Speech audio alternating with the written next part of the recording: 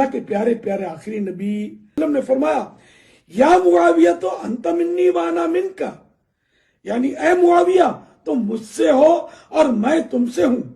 پھر آپ صلی اللہ علیہ وآلہ وسلم نے 2 انگلیاں درمیانی اور ساتھ والی ملا کر فرمایا تم جنت کے دروازے پر میرے ساتھ اس طرح ہوگے۔ بسم اللہ الرحمن الرحیم۔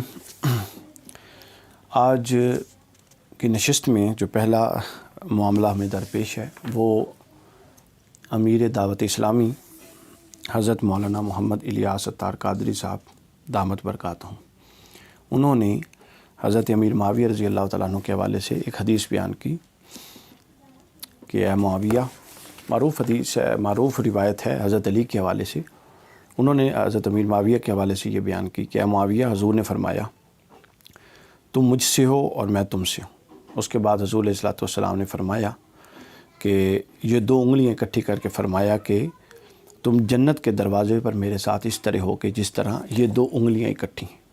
یہ انہوں نے روایت بیان کی، یہ فیضان امیر معاویہ ان کی کتاب ہے، اس میں بھی بیان کی گئی ہے صفحہ 171 پر۔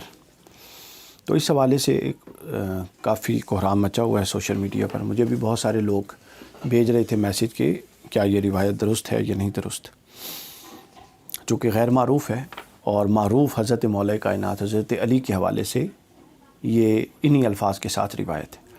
تو ابھی یہ میرے سامنے ہے الاحادیث الموضوعہ فی فضائل معاویہ، قاری ظہور احمد فیضی صاحب کی کتاب، بہت شاندار بڑی معروف کتاب۔ تو اس کے اندر اس کی تحقیق موجود ہے، میں اس سے کچھ چیزیں جو ضروری چیزیں بتا دیتا ہوں تاکہ آپ لوگ اس کو اچھے طریقے سے سمجھ جائیں۔ 2 حصے ہیں اس روایت پر بات کرنے کے۔ ایک حصہ تو یہ ہے کہ جو ائمہ اور محدثین ہیں انہوں نے اس حدیث کو کہا کیا ہے، حکم کیا لگایا ہے، میں وہ بیان کر دوں گا، اور دوسرا پھر یہ حدیث کس کس کتاب میں آئی ہے اور ہر کتاب کے روات کیا ہیں اور ان روات کا حال کیا ہے۔ یہ 2 پہلو ہو سکتے ہیں۔ پہلی بات، امام برہان الدین حلبی نے اس حدیث کو امام ذہبی کے قوت کلام کے ریفرنس سے موضوع کہا ہے۔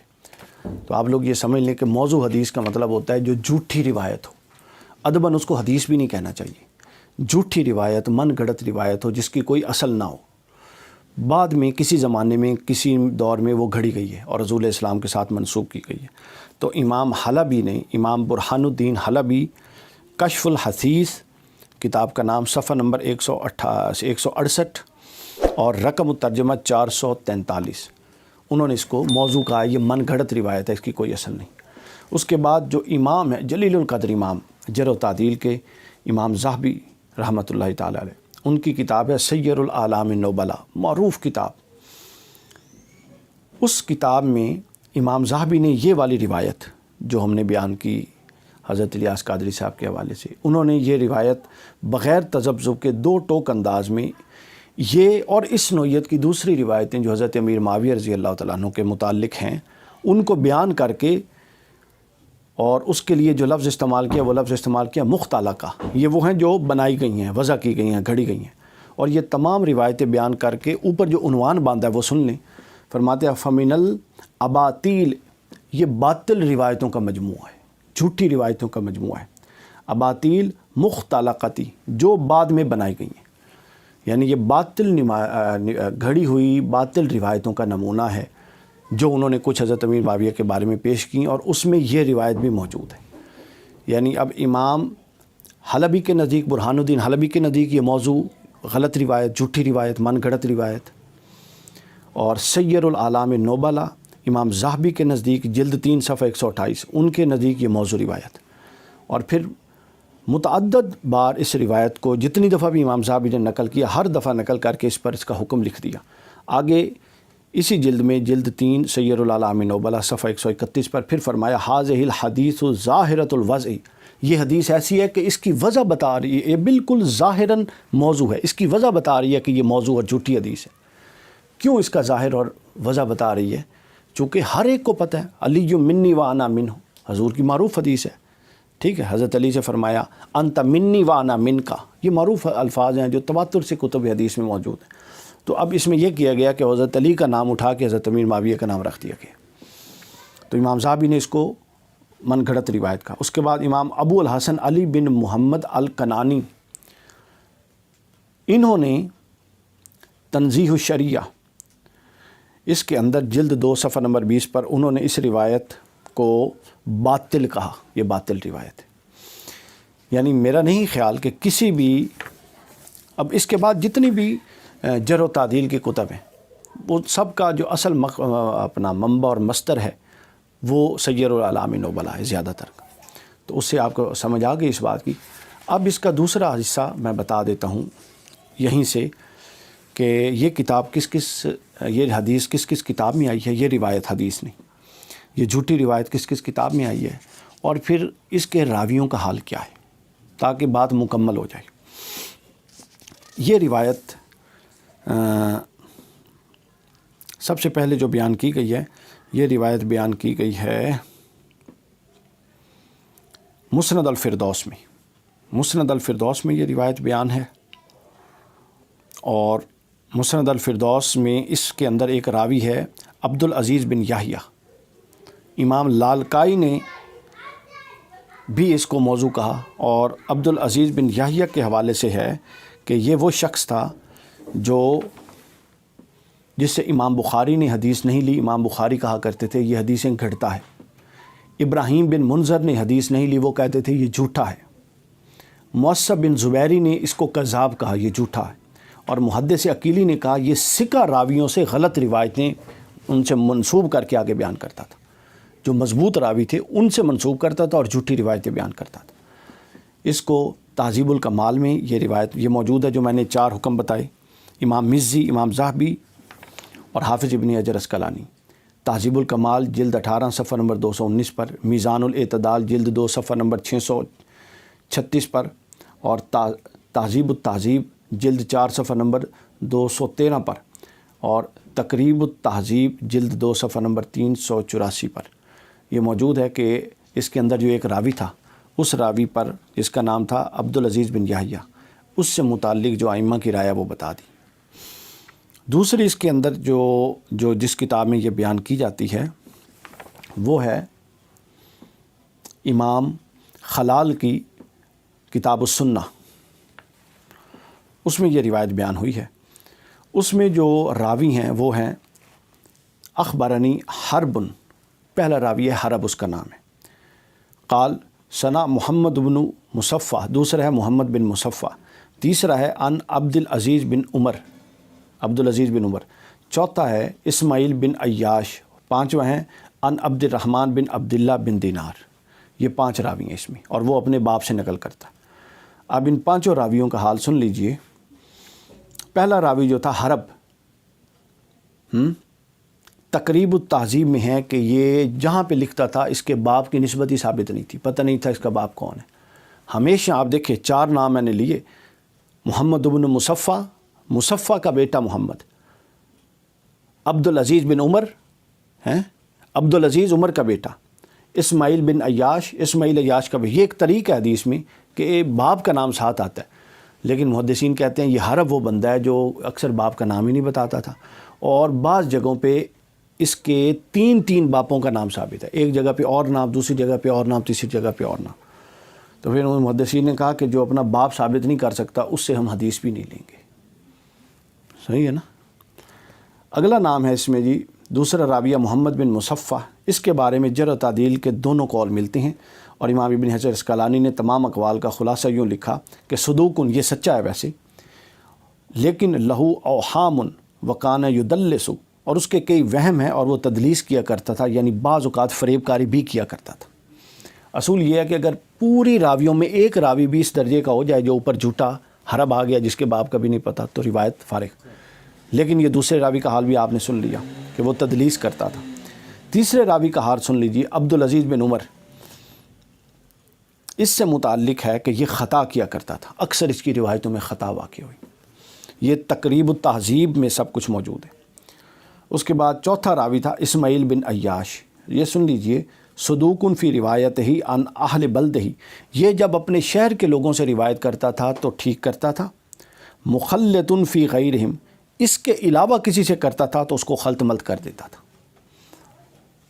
پانچواں راوی جیسے جی عبد الرحمن بن عبداللہ بن دینار، اس کے بارے میں لکھا ہوا ہے جی کہ یہ سچا ہے لیکن اکثر خطا کیا کرتا ہے. اور اسی کے بارے میں عبد الرحمن بن عبداللہ بن دینار کے بارے میں ایک امام کا قول تو یہ تھا کہ سچا ہے، اکثر خطا کرتا ہے. دوسرے امام جو تھے امام ابن حبان، جو صحیح ابن حبان جنہوں نے مرتب کی، ان کا قول سن لیجئے اور آپ کو تسلی ہو جائے گی. کتاب المجروحین لابن حبان، مجروح لوگوں کی کتاب، یعنی ان میں ان لوگوں کا تذکرہ ہے جن سے روایت کرنا مجروح ہے، جن کا یعنی آپ مفہوم سمجھ رہے ہیں. امام ابن حبان فرماتے ہیں یہ اپنے باپ عبداللہ بن دینار سے روایت میں فحش غلطی کے ساتھ ساتھ ایسی روایتیں لاتا ہے کہ اس کی مطابقت نہیں کی جا سکتی، اس کو نہیں مانا جا سکتا. جب یہ روایت میں منفرد ہو تو اس سے دلیل لینا جائز نہیں، یعنی یہ ایسی روایت بیان کرے جو کہیں اور سے کسی اور طرق سے نہ آ رہی ہو تو پھر اس کی روایت نہیں لی جائے گی. کتاب المجروحین لابن حبان جلد 2 صفحہ نمبر 16. ہوگی جی تسلی سارے روایت. اس کے بعد اگلی آخری جو اس کا حوالہ ہے وہ یہ کتاب آئی ہے، یہ روایت آئی ہے، ابن عساکر نے اس کو روایت کی ہے تاریخ میں، اور اس میں ایک راوی ہے جو امام ابن عساکر نے لیا ہے. اس راوی کا نام ہے عبدالعزیز بن بحر، عبدالعزیز بن بحر اس کا نام ہے. اور خود امام ابن عساکر نے ہی لکھا ہے عبدالعزیز بن بحر ضعیف ہے. اور یہ جتنے روایتیں ہیں راوی ہیں نا، مثلا اس حدیث کو بیان کرنے میں اس روایت کو جتنے بھی راوی ہیں، امام ابن عساکر نے تاریخ ابن عساکر جلد 59 صفحہ نمبر 98 اور 99 پر جہاں یہ روایت بیان کی ہے، لطف کی بات دیکھیے، یعنی وہاں سے روایت تو لے لی گئی، وہ خود اس روایت کے بارے میں کیا کہہ رہے ہیں یہ نہیں لیا گیا. امام ابن عساکر نے کہا قال الخطیب عبدالعزیز ابن بحر ضعیف، یہ ضعیف راوی ہے. ومن دونہ مجہولون، اور اس ایک یہ تو ضعیف ہے، کمزور ہے، اس کے علاوہ جو ہیں وہ سارے مجہول ہیں، ان کا پتہ ہی نہیں وہ ہیں کون، کس سے روایت آئی ہے. سمجھ آ گئی نا باقی. تو اب یہ دیکھ لیجئے آپ کہ اس کا کیا حال ہے سند کا. اس کے بعد آخری جو جس کتاب میں یہ بیان ہوئی ہے اور اس کا غالباً حضرت الیاس قادری صاحب نے بھی ذکر کیا، حافظ ابن حجر اسقلانی کی مشہور کتاب لسان المیزان کا حوالہ بھی اس کا بیان کر دیا گیا. ان کی کتاب میں بھی بیان ہوا ہے، فضائل معاویہ جو کتاب. اب اس لسان المیزان جلد 4 صفحہ نمبر 3 8 9، اس میں انہوں نے یہ پوری روایت بیان کی کہ عبدالعزیز بن بحر المروزی جو تھا اسماعیل بن عیاش سے باطل روایتیں لاتا تھا، اور اس میں عباس الدوری نے طعن کیا ہے، گرفت کی ہے، اور یہ الفاظ اسی کے ہیں. اور عبداللہ بن احمد اور دوسرے لوگوں نے کہا کہ ہمیں عبدالعزیز بن بحر کے بیان کیا، اور اس نے کہا کہ ہمیں اسماعیل بن عیاش نے از عبد الرحمن بن عبداللہ بن دینار از والد خود از ابن عمر. انہوں نے کہا بے شک رسول اللہ نے فرمایا ابھی تمہارے ہاں ایک شخص آئے گا تو وہ معاویہ ظاہر ہوئے، اور پھر فرمایا اے معاویہ تم مجھ سے ہو میں تم سے ہوں. یہ ساری روایت بیان کر کے اوپر انہوں نے حکم بتا دیا کہ عبدالعزیز بن بحر المروزی اسماعیل بن عیاش سے یہ جو روایت لایا ہے یہ باطل ہے. لسان المیزان میں اس کی صراحت موجود ہے. اس کے بعد آخری المغنی فی الضعفاء، امام ذہبی نے ایک اور مقام پر اسی شخص کے بارے میں یہ کہا تھا، یہ جو ہے عبدالعزیز بن بحر اس حوالے سے فرماتے ہیں کہ عبدالعزیز بن بحر المروزی اسماعیل بن عیاش سے ایک جھوٹی روایت لایا ہے، اور اس میں اس کی طرف اشارہ ہے. تو آپ دیکھ لیجئے، پہلے میں نے حکم بیان کر دیا کہ کس کس امام کے نزدیک یہ روایت سرے سے جھوٹی ہے. پھر اس کے بعد یہ جو ہے الاحادیث الموضوعہ فی فضائل معاویہ، اس سے میں نے روات کے حال بھی بیان کر دیے اور پڑھ کے بیان کر دیے اختصار کر کے تھوڑے، کہ یہ جتنی حدیث کی کتابوں میں آئی ہے ان کتابوں میں بعض جگہوں پر تو خود اس پر حکم موجود ہے، اور جہاں اس پر حکم موجود نہیں ہے وہاں ائمہ جرح و تعدیل نے ان روات پر جو حکم لگائے ہیں اس کو پیش نظر نہیں رکھا گیا. تو یہ حدیث بالکل جھوٹی روایت ہے، یہ موضوع ہے، اس کو بیان نہیں کرنا چاہیے. یہ بنو امیہ کے دور میں جب روایتیں گھڑی گئیں اہل بیت اطہار کی برابری کے لیے، یہ اس دور کی روایت ہے. اور حدیث بیان کرتے ہوئے احتیاط کا پہلو یوں رکھا جائے کہ رسول اسلام نے فرمایا من یقل علیہ ما لم اقل جو میرے متعلق وہ بات کہے جو میں نے نہیں کی، یعنی مجھ سے کوئی ایسی بات منسوب کرے جو میں نے نہیں کی، فَلْيَتَبَوَّأْ مَقْعَدَهُ مِنَ النَّارِ، اس کو چاہیے کہ وہ اپنا ٹھکانہ جہنم میں تیار کر لے۔ تو یعنی یہ اتنی احتیاط کی بات ہے، جو حدیث معروف ہیں، مشہور ہیں، تواتر سے ہیں، ان کو بیان کیا جائے۔ اس نوعیت کی جو وضع کردہ حدیث ہیں تو ان سے اجتناب کی جائے، یہی اصل راہ ہے، تاکہ ہم اللہ اور اس کے رسول کے صحیح معنوں میں جو خیرات اور برکات ہیں اس سے مستفید ہو سکیں۔